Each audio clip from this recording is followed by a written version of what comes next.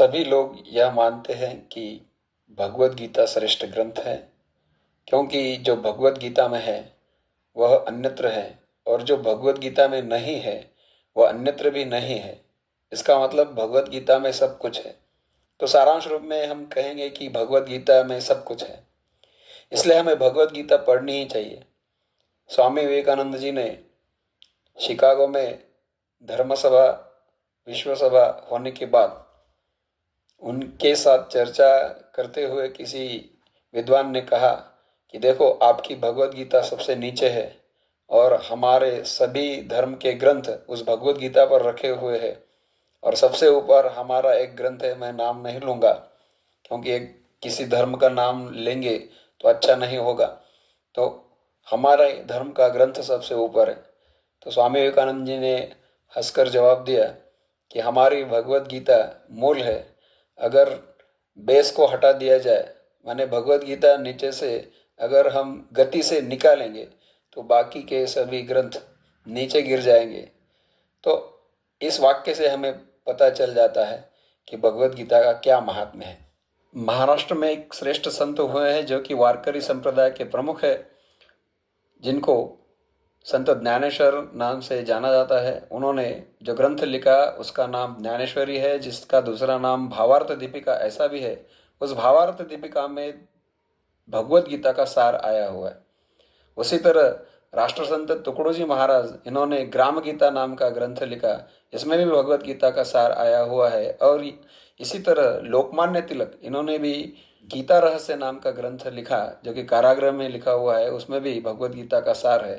तो कहने का तात्पर्य यह है कि भगवत गीता हमें एक बार तो अवश्य पढ़नी चाहिए। आज के इस वीडियो में हम भगवत गीता का महात्म्य जानते हैं।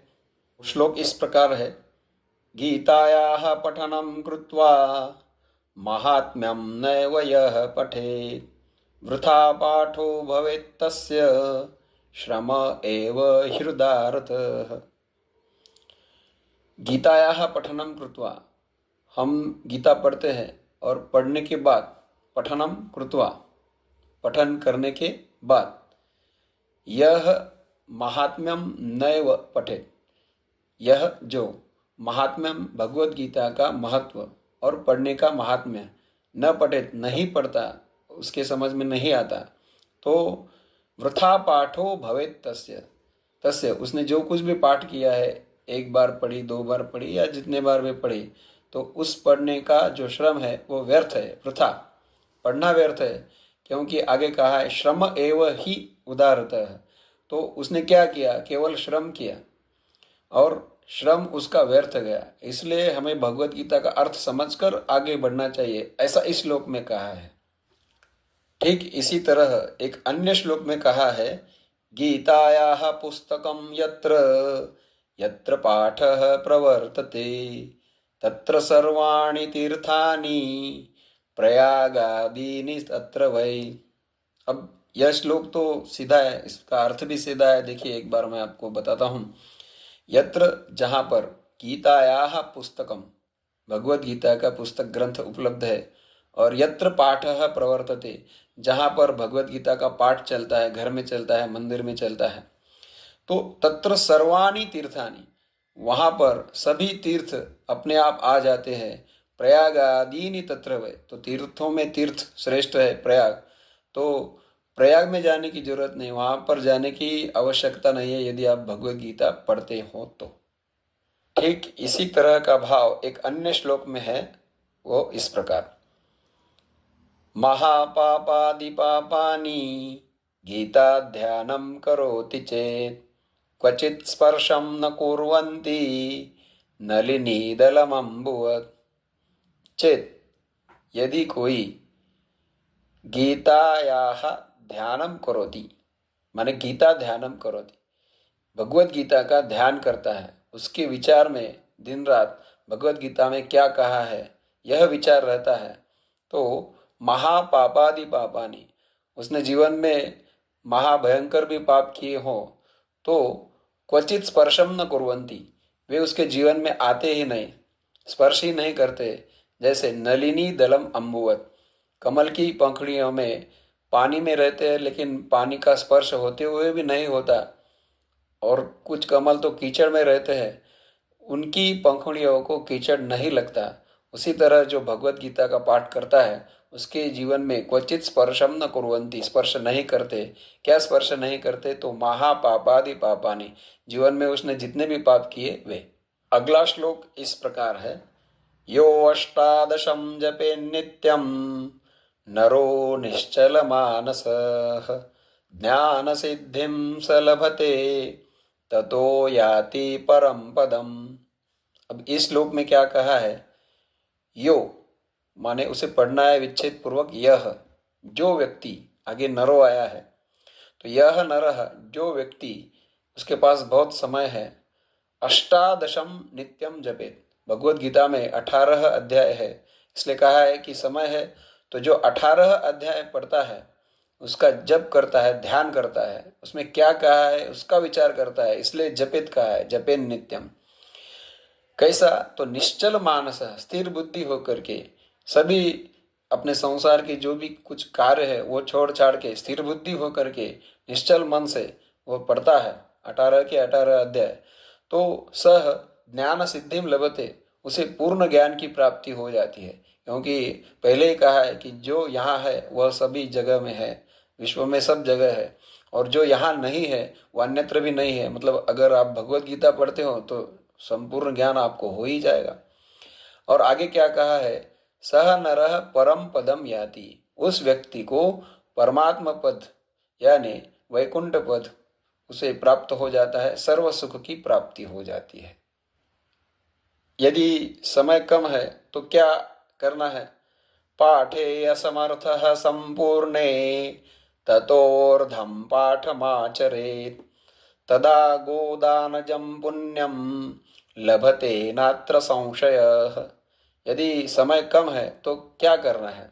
तो पाठे असमर्थः संपूर्णे, संपूर्ण 18 जो अध्याय है वे सभी अध्याय पढ़ने का समय आपके पास नहीं है और आप भी समर्थ नहीं है, तो क्या करना है? ततः अर्धम पाठम आचरेत, तो भगवत गीता आज 9 अध्याय आप पढ़िए और अगले दिन 9 अध्याय पढ़िए, क्योंकि अर्धम पाठम यहाँ पर लिखा है, अर्धम पाठम आचरेत, तो आधा आधा पाठ माने भगवत गीता का आधा भाग करके माने 9 अध्याय का पाठ करना चाहिए। आगे क्या कहा कि उसे क्या मिलता है? तदा गोदानजम पुण्यम, उसे एक गाय ब्राह्मण को या किसी अन्य श्रेष्ठ व्यक्ति को दान करने का पुण्य मिलता है। देखिए गाय की कीमत तो आज बहुत है, 1 लाख से भी ज़्यादा है। यदि 1 लाख का दान यदि आपने कहीं दिया और उसका जितना पुण्य आपको, जितनी मतलब अच्छा ही होगी, मन में अच्छा लगेगा, उतना आपको भगवत गीता के 9 अध्याय का पाठ करने से पुण्य मिल जाएगा। लभते नात्र संशय, यहाँ पर कुछ भी शंका नहीं है। अगला श्लोक देखिए, त्रिभागम पठमानस्तु गंगा स्नान फलम लभेत षडांशम जपमानस्तु सोमयाग फलम लभेत। अब देखिए और भी कम समय है तो क्या करना है? त्रिभागम पठमानः, कम समय है तो भगवत गीता के 18 अध्याय उसके 3 भाग कीजिए, तो कितने हो गए? 6 अध्याय। तो 6 अध्याय पढ़िए त्रिभागम, तो 6 अध्याय पढ़ने वाले को क्या मिलता है? गंगा स्नान फलम लभेत, गंगा में जाकर के स्नान करने की जरूरत नहीं है, घर में ही पढ़िए तो गंगा स्नान करने का फल वहां पर मिलेगा। तो पुराने में कहा है कि जो गंगा में स्नान करता है उसके सभी पाप धुल जाते हैं। तो आगे क्या कहा है? षडांशम जपमानस्तु, यदि और भी कम समय है और वो भगवत गीता का 6ठ भाग माने 6ठा भाग करे तो कितना होगा? षडांशम, षडांशम माने 3 अध्याय, क्योंकि पूरे मिलकर 18 अध्याय है तो उसका 6ठा भाग कितना होगा? 3 अध्याय। यदि कम समय है तो 3 अध्याय का ही पठन करिए, उससे क्या होगा? सोमयाग फलम लभे, आपने कोई यज्ञ किया, सोमयाग किया, सोम यज्ञ किया, तो सोम यज्ञ का आपको पुण्य मिल जाएगा। अगला श्लोक, एकाध्यायं तु यो नित्यं पठते भक्ति संयुतः रुद्रलोकमवाप्नोति गणो भूत्वा वसेच्चिरम्। बहुत कम समय है। एकाध्यायम तु यो नित्यम पठते, यो माने यह जो व्यक्ति नित्यम हमेशा एकाध्यायम, एक ही अध्याय का पाठ करता है तो 18 दिन लगेंगे, कोई बात नहीं। 18 दिन में 18 अध्याय आप पढ़िएगा। और भक्ति संयुत यदि आप पढ़ते हैं तो रुद्रलोकम अवापनोति, आप रुद्रलोक में पहुंच सकते हैं। और गणो भूत्वा वसेत चिरम, वहां पर चिरम माने शाश्वत काल, गणो भूत्वा जो शंकर के अष्टगण बताए गए हैं, उन अष्टगणों में आपको प्रवेश मिल जाएगा और आप वहां पर पहुंचोगे, यानी आनंद ही आनंद मिलेगा, वैकुंठ की प्राप्ति होगी। इसलिए एक अध्याय भी आप पढ़ते हो तब भी अच्छा फल है। यदि और भी कम समय आपके पास है तो अगले श्लोक में क्या कहा है, अध्यायम श्लोकोपादम वा नित्यम यह पठते नरः स याति नरताम यावन् मन्वन्तरम वसुंधरे। तो अध्यायम श्लोकोपादम वा, या फिर अध्याय नहीं पढ़ सकता पूरा एक तो श्लोकोपादम, तो क्या कीजिएगा, एक श्लोक का एक भाग पढ़िए। एक श्लोक में 4 चरण होते हैं तो एक ही चरण पढ़िए। नित्यम यह पठते, जो व्यक्ति हमेशा यह कार्य करता है, एक श्लोक का एक ही चरण पढ़ता है, तो सयाति नरताम, वह नरताम माने मनुष्य में श्रेष्ठताम याति, श्रेष्ठ बन जाता है। और यावन मनवंतरम वसुंधरे, इस पृथ्वी तल पर, धरातल पर जितने भी मनु माने श्रेष्ठ व्यक्ति है, उस श्रेणी में वो जा